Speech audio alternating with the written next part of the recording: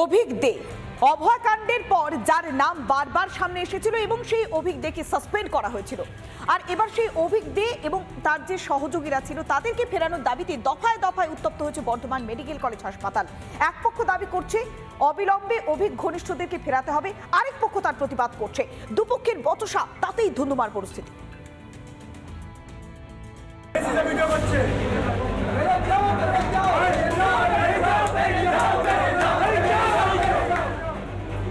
ফের উত্তেজনা বর্ধমান মেডিকেল কলেজে, স্লোগান পাল্টা স্লোগানে উত্তপ্ত পরিস্থিতি।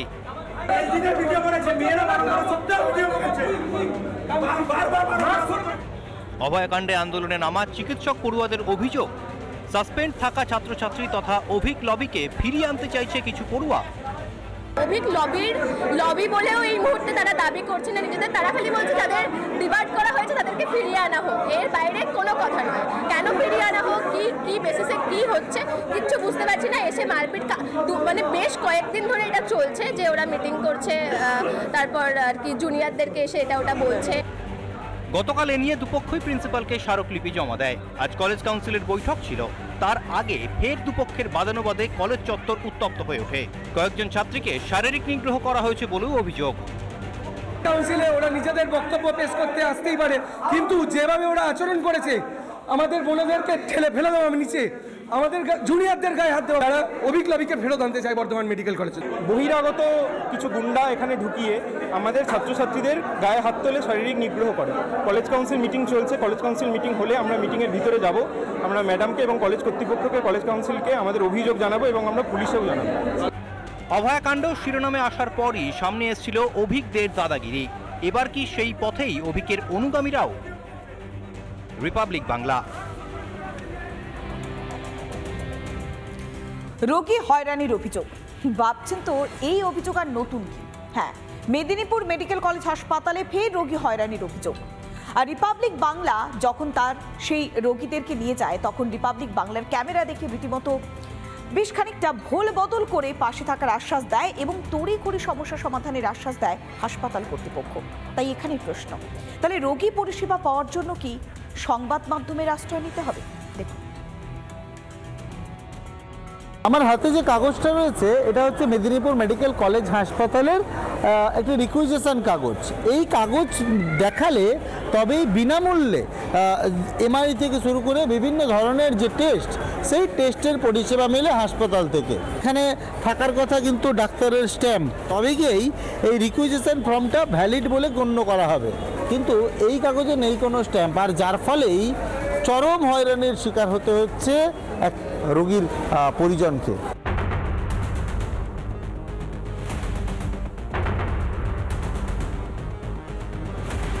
খিচুড়ির সমস্যা রয়েছে নাবালকের, কিন্তু রিকুইজিশন স্লিপে স্ট্যাম্প না থাকায় করা যায়নি এমআরআই। ওয়ার্ডে দুবার করে গেলাম, দিদিরা বলছে হবে নি, আমাদের কাছে স্ট্যাম্প নাই। আচ্ছা, তারপরে কোথায় গেছেন? আউটডোরে গেলাম, আউটডোরেও বলছে আমাদের কাছে নাই, ডাক্তারবাবু না এ করলে আমাদের কাছে আর নাই।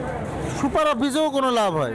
কাল থেকে এখনো ডাক্তার, ওই যে কাল দেখে গেছে, এখন পর্যন্ত ডাক্তার রাউন্ডেই ঢুকেনি। খবর পেয়ে রোগীর মাকে নিয়ে রিপাবলিক বাংলার প্রতিনিধি যান হাসপাতাল সুপারের অফিসে। দিদি আসছে একটু। এই কাগজটা নিয়ে উনি কাল থেকে ঘুরছেন। এরকম একটা নয় দিদি, একাধিক কেস আমরা দেখতে পাচ্ছি। এরকম বিষয়, এটা কেন হচ্ছে? আমাকে আগে দেখতে হবে ব্যাপারটা কি ব্যাপার, কি নিয়ে না নিয়ে আমি কি করে আপনার সাথে, আগে আমাকে ওনার সাথে কথা বলতে হবে। আপনি আগে এখানে এসেছিলেন? আমি এখানে আসিনি, ওখানে এলাম। ওই কি বললো ওখান থেকে? ওখান থেকে বললো ওখানে হবে নি, ওই তো ওই কথা বলুন। ঠিক আছে, কথা বলুন। চাপে পড়ে দ্রুত সমস্যার আশ্বাস দেন অ্যাসিস্ট্যান্ট সুপার। আমরা রোগীকে নিয়ে আসছি, আপনার কাছে আসা সম্ভব হচ্ছে, কিন্তু অনেক ক্ষেত্রে তো আসতেই পাচ্ছেন। একেবারে না দাদা, আমরা অলওয়েজ, আমাদের এখানে দরজা খোলা। সমাধান হবে ম্যাম? অফকোর্স হবে, কেন হবে না? আমরা আছি, আমরা এর সমাধান দেখেই যাব। অফকোর্স। শুধু একজন রোগী নয়, গোয়ালতোড় থেকে আসা আরেক রোগীও পড়েছেন সমস্যায়। এই রোগীর দেখা যাচ্ছে যে এখানে আরও একটি রিকুইজিশন ফর্ম, এখানে ডাক্তারের নামও রয়েছে স্ট্যাম্পও, কিন্তু তারপরেও রোগীকে কিন্তু কোনোভাবেই টেস্ট করানো যায়নি। স্ট্যাম্পটার গোলমাল আছে, স্ট্যাম্পের গোলমাল। হ্যাঁ, স্ট্যাম্পের গোলমাল। এবার তাহলে এইটাকে নিয়ে আপনি কতক্ষণ ধরে ঘুরছেন? সকাল থেকে ঘুরছি। আমি এটা করাবো বলে এসেছি বাড়ি থেকে, এটা যদি না হয় গোয়ালতোড় থেকে নিয়ে এসেছি, আবার গোয়ালতোড়কে ফেরত নিয়ে যেতে। মেদিনীপুর মেডিকেলে বিষ স্যালাইনের অভিযোগে প্রসূতি মৃত্যুতে তোলপাড় পড়ে যায় রাজ্য জুড়ে। তারপরেও একের পর এক অভিযোগ। হাসপাতাল কর্তৃপক্ষের ঘুম ভাঙছে না, আজও ভাঙবে কি নাকি সিট ঘুমেই থাকবে হাসপাতাল কর্তৃপক্ষ? গ্রাউন্ড জিরো থেকে সেই প্রশ্নই রাখলাম আমি। মেদিনীপুর থেকে ক্যামেরা পার্সন মৃন্ময়ের সঙ্গে সুদীপ্ত, রিপাবলিক বাংলা। কাঁথির চেয়ারম্যানের বিরুদ্ধে এবার দাদাগিরির অভিযোগ। শুধু তাই নয়, সেই ভিডিও ইতিমধ্যেই ভাইরাল হয়ে গিয়েছে সোশ্যাল মিডিয়ায়। যখন সেই ছবি প্রকাশ্যে এসেছে তখন তুঙ্গে উঠেছে রাজনৈতিক চর্চা। এটাই শাসক দলের কালচার, এমনটাই অভিযোগ করছে বিরোধী বিজেপি শিবির। আবার অন্যদিকে সাফাই দিচ্ছেন পুরপ্রধান। তিনি বলছেন খাস জমি দখলমুক্ত করতে গিয়েছিলেন। কিন্তু এখানেই প্রশ্ন, খাস জমি দখলমুক্ত করতে গেলেও কি এভাবে দাদাগিরি করতে হয়?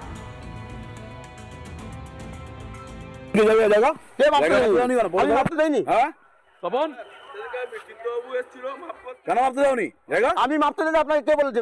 আঙুল দেখে কথা বলা ঠাকিয়ে দিলাম। কি বলতে চাইছেন আপনি? হ্যাঁ, তুলে দাও, তুলে চল, তুলে দাও। না না, আপনি বলতে চাইছেন চল, জেসিবি ডাকো। যাকে এভাবে হুমকি শাসানি দিতে দেখা যাচ্ছে তিনি কাঁথির পুরপ্রধান সুপ্রকাশ গিরি।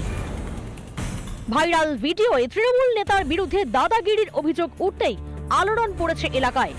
কিন্তু কি এমন ঘটল যে পুরসভার এক বাসিন্দাকে শাসালেন পুরপ্রধান?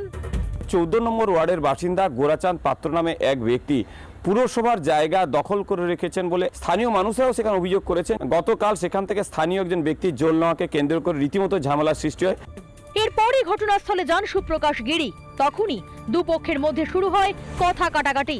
সেখান থেকেই জল গড়ায় হুমকিতে। এখান থেকে বেরো, তোমার জায়গা না, এখানে দাঁড়িয়েছো কেন? বেরো। এটা সর্বসাধারণ জায়গা নয়। আপনি যদি দাঁড়াতে তোমার জায়গা নয় এটা। আপনি যদি দাঁড়াতে পারেন আমিও দাঁড়াতে পারি। কেন? কেন মানে? তুমি দাঁড়াতে পারো? একে তো হাঁটিয়ে দিতে মনে হচ্ছে একদম।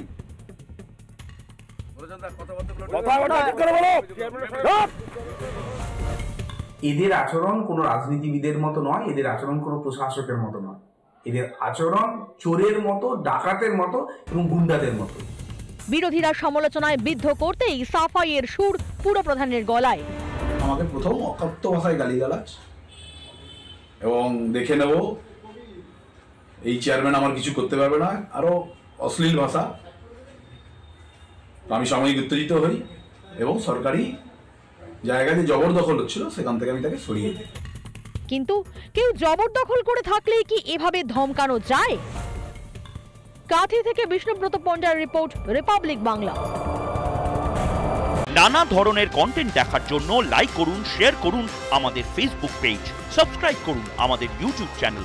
পাশাপাশি অন্যান্য ব্রেকিং নিউজের জন্য অবশ্যই চোখ রাখুন রিপাবলিক বাংলায়।